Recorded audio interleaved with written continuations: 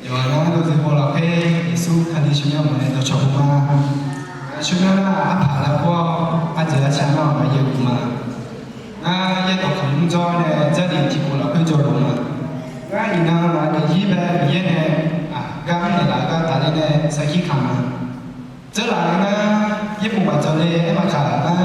sa to ji yo ne ku ji ne mi lo ta ji a ke ma. Ye bu jo le ke ne các sản đó chỉ là cũng chỉ là để gì bên này uống thả miếng á mà để gì bên cũng nghe ăn thì cũng là nó là mua miếng này nó bị thật sao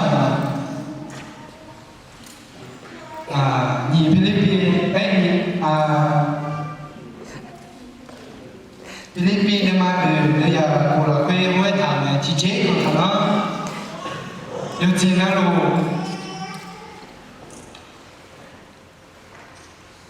ye thằng sao là quê ye cho nẻo đấy thằng này thì mình này cái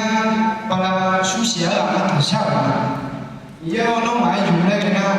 là để gì đó quê này mua gì sao tốt gì nó mãi chút đôi chỉ này là nó xịt đôi chỉ này là để gì này vấn đề hết đôi chỉ này là nó su bà là su xía là cái thằng sao mà từ ngày thì cho bà là su xía ai là thằng sao là người hôm nay là thằng sao là chỉ chơi hôm nay su xía là thằng sao các bạn quê mà ngài để gì là phương pháp của thì cho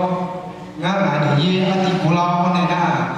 vua chỉ biết đồ này là mua mi này vua nào mình xem mình ye xem đồ là cái này là mua mi này mình ye cái cho chuyện mà hallelujah na thì mình này là gì đó mà cả đi một nhà Philippines được mà đây là cố lao thuê cái tổ chức của thằng này chỉ chế thằng đó điều chế nó luôn